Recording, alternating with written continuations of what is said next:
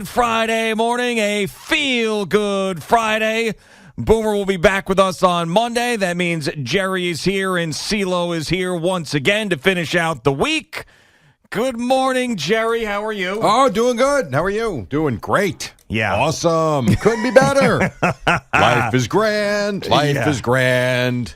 Right in the ass is right. So Yeah. for those of you that weren't following college basketball last night or Rutgers last night, this was a terrible loss for Jerry Recco and the Scarlet Knights out in Minnesota. This was one of those nights, as much as we love sports, we have like great moments that have happened in our sports lives. Last night, locally, for two guys that work on the show today, you and CeeLo just flat out sucked. Oh, with the Rangers. Just and, Patrick flat Kane. out sucked. Yeah, you know what's so weird, though, is it didn't for the entire night. For Rutgers, yes. They played, I keep saying it, they played so freaking well for 39 minutes and 30 seconds, and then it just blew up. And it, and it was like, what the hell just happened? The kid battle just got hot late, and it was, I'm sitting there stunned. There's not another word for it. It was absolutely bizarre, and I cannot believe I'm sitting here that they lost that game with the way they played. Yeah, and that's brutal because obviously this is a bad loss for them. Minnesota is disgustingly bad in the conference, and this is a game that, you know, you're an 8-point favorite, I think, in the game. You got to go in there. You got to win it, especially when you're talking about bubble teams and everything else. And to blow, what was it, a 10-point lead in a minute and a half? Well, I know, yes, and it was 8 with 1:03 to go. Yeah. God. And and what's nuts about it are a couple of different things. Number one, there was a 12 to 14-minute review when the game ended. See, I did not know that. Because the clock apparently did not start when Cooper touches the ball off the inbounds on the final play of the game. That's number one. Number two, Battle, like watch him shuffle his feet. Like he even walks. Mm-hmm. Now, that said, so whatever. It is what it is. Yeah. They should have never been in that position. That's Exactly. not why Yeah. they lost the game. But my God, you think of two of their road losses this year, the Ohio State game, where the kid steps on the sideline and the officials didn't see it, and then the Big Ten apologizes for it the next day. Well, that and $1 gets you $1. And then last night, again, up by 8 minutes to go. That's not why they lost this game last night. I mean, a 12-minute video review after this. Well, Nothing. A lot. Yeah. Ohio State one was way worse than Oh, for this. sure. Well, yeah, I that agree. was brutal because you could have blamed the loss on that. I mean, this was a total meltdown. So many things had to happen to get to that point. But that Ohio State one was really bad. Yeah, it was, yes, both very difficult. This one difficult because Minnesota had lost 12 straight games. Yeah. They're clearly the better team, and they didn't finish the game. That's it. The only lead. So I said during one of my too excited moments, I guess, at the end. I said at the end, you know, Rutgers led the game for 40 minutes. Mm-hmm. They had the lead the entire time. Yeah. The only time Minnesota led was when the ball went through at zeros on the clock. Yeah. Oh, Yeah, it's as bad as it gets. disgusting. Especially for a team that was really looking to take the next step. It doesn't mean they're not going to make the tournament. Doesn't mean that they're not going to get in that large bid. We'll see what happens in the conference They tournament. might have to win Sunday. But- Who knows? Nobody knows. Right. Yeah. Nobody knows. I will tell you this. If they won last night, I think they probably were 100% in. Yeah. Well, now it feels like Dayton again, right? I don't know. I honestly, I have no clue because I was stunned by the whole Dayton thing last year. I never anticipated them having to play in that game. But yeah, it was, and the atmosphere was, it lacked for much of the night until the final minute when it really, and there weren't a ton of people there, but all of a sudden they got very loud in that place, and it was a lot of travel for that. Yeah, That for was sure. rough. What time did you get back here? 2. 2 o'clock. All right. So I actually thought it would have been worse than that. No, it wasn't bad. I got to tell you, let me give Newark Airport, which I don't think I've ever done, Wow, a this is- ton of credit for. Yeah. Wow. This was unbelievable. I got to the airport in 14 minutes. From the time I parked and got through TSA, 7 minutes. Wow. I've never seen this before because I always have Al running through my head trying to make all this work like I did yesterday. I'm waiting for this gigantic line at the TSA. They had multiple people guiding you to go to the shortest agent. Yeah. So the line wasn't long, and they had every possible station open with multiple people working that so that if there wasn't a bin, they ran and got a bin for you. they had this thing moving so quick. I'm like, where am I? Like, every time I've gone to Newark, it's a complete disaster. So you could have done the whole 9 o'clock hour with me yesterday. Yes, I probably could have. Yeah, it was nuts how quick it worked. Well, that's great, and I think that also, this week, because you had the winter break for a lot of schools locally last week. This week there wasn't as many people traveling, which probably helped out as well. Probably so, yes. But that's great. So so the couple of things that absolutely sucked for you, and then CeeLo. We just detailed the Rutgers loss, and then for CeeLo, and I heard him on the warm-up show, and how he got it right in the ass as well with the Patrick Kane situation and blowing a lead to the Ottawa Senators, who I guess are playing better. But the Garden was a tough ticket last night. Yeah. It was a very expensive ticket. What we say, $500 was the get-in price, right? Yes, as the day went on. Yes, I believe it was at first it was like $250, and then it got even bigger. And everybody that was there, I saw tweeting, said it was the loudest they had heard the Garden the entire year. Some of the loudest they had ever heard it in a very long time with the Patrick Kane debut, and then they end up losing. So this is it's a conundrum, right? It's a conundrum because you want your team to go all in and try to win a championship no matter who it is. But what's going on with the Rangers right now is there is one acceptable result, and that's a Stanley Cup championship. Yeah, for sure. That's it. So, when you bring in Patrick Kane, I understand they were still short-manned and undermanned last night, and K'Andre Miller's suspension, and it's a back-to-back, all these other excuses that you can give. When the crowd is so fired up, frothing at the mouth for a victory, and then you lose a game like this, it just reminds you that the Rangers are in that spot right now, which you want your teams to be in. But the catch-22, that when you got to the conference final last year, and now you made two big trades at the deadline.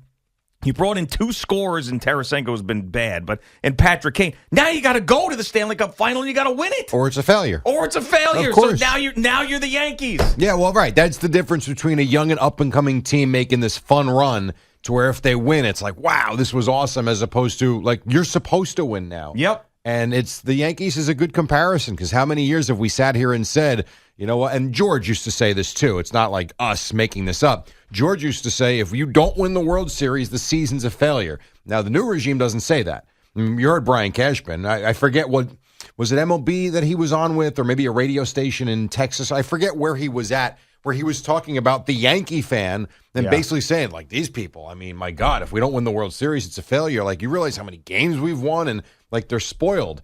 Well, yeah, that's kind of the goal here, is to win the World Series. Yeah, especially when you get swept by the Astros. I mean, that was real. You struggled with the Guardians. It got swept by the Astros. But so this is what you want. You want your team to go all in and try to win. But there's a side of that as a fan that is just...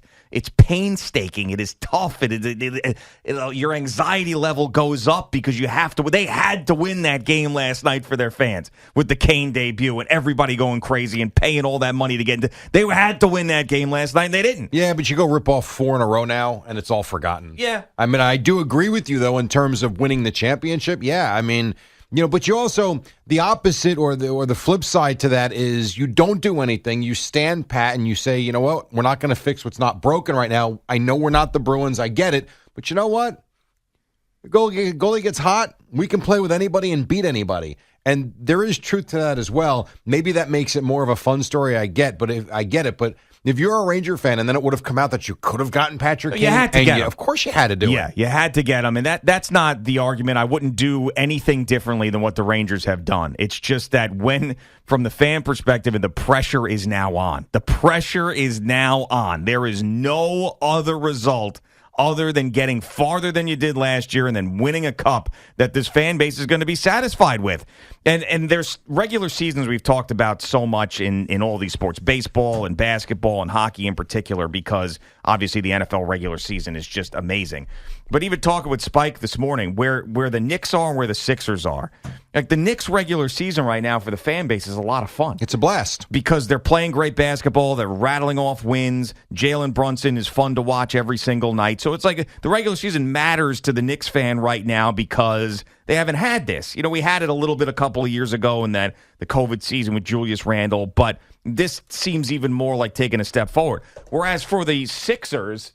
And we need some paper towels for Jerry. Some paper towels. I'm all right. It's just a little bit. I'm good. See? Not a whole cup. It's fine. Yeah. I'll get it during the break. So now, but for the Sixer fan or the Bucks fan Like, the regular season doesn't matter at all. No, you're waiting for the playoffs to start. Doesn't mean anything. I know. Yes, I know. It's just expectation as a fan means everything to how you feel. And you can't, if you're a diehard fan, you can't help yourself. Like, you can't not have any expectations.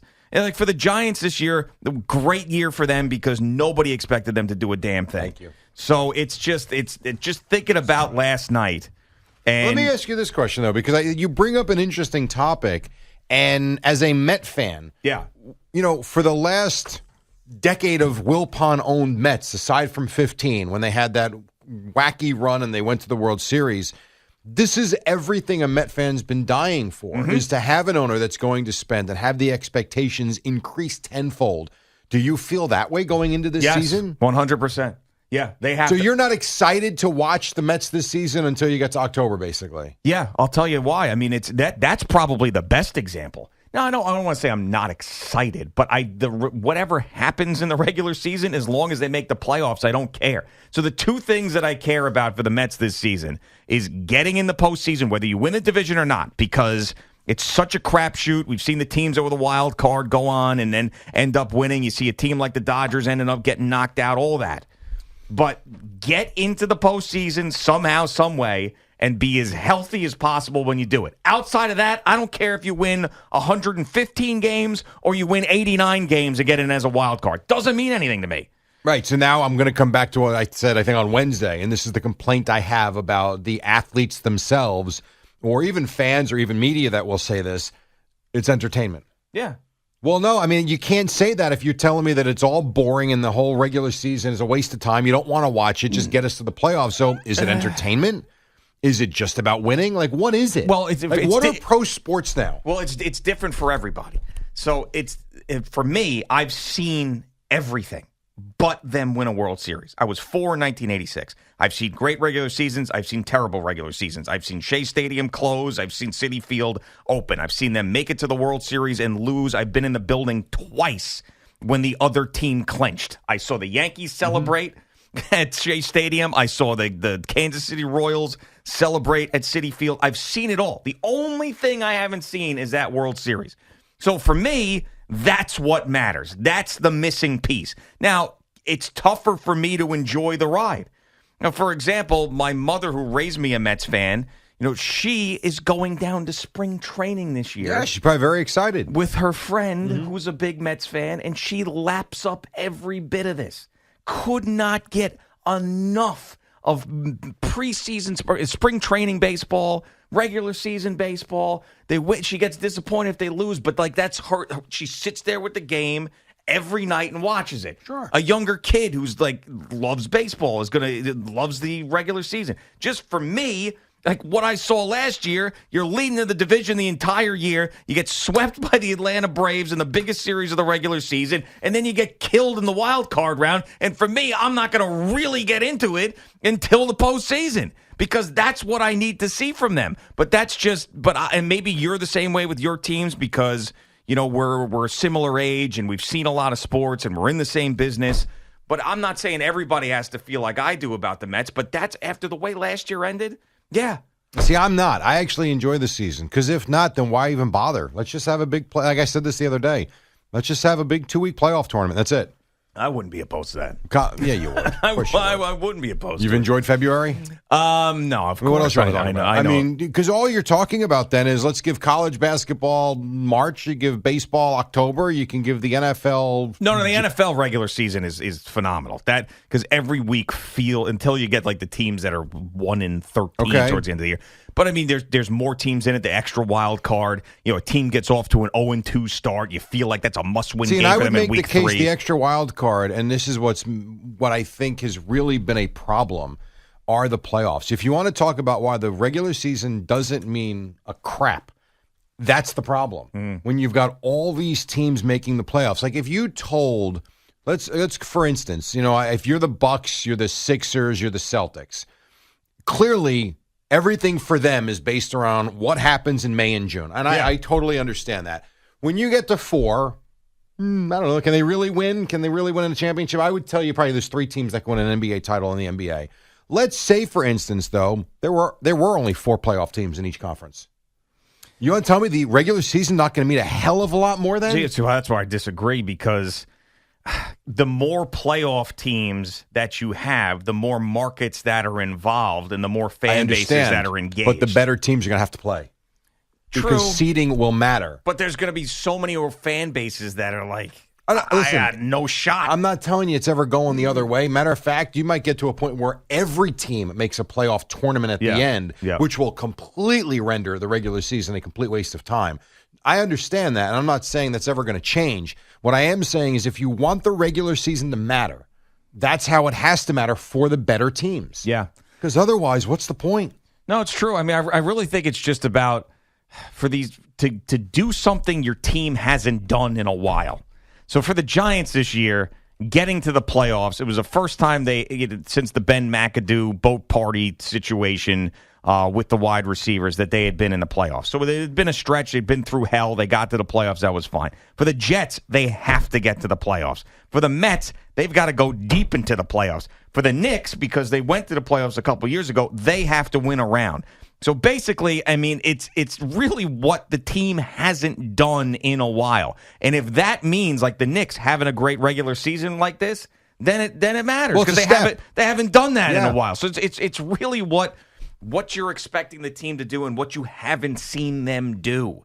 You know, and then if you're the Atlanta Braves fan and you see them win the division every year, it's like that's just not important to you anymore.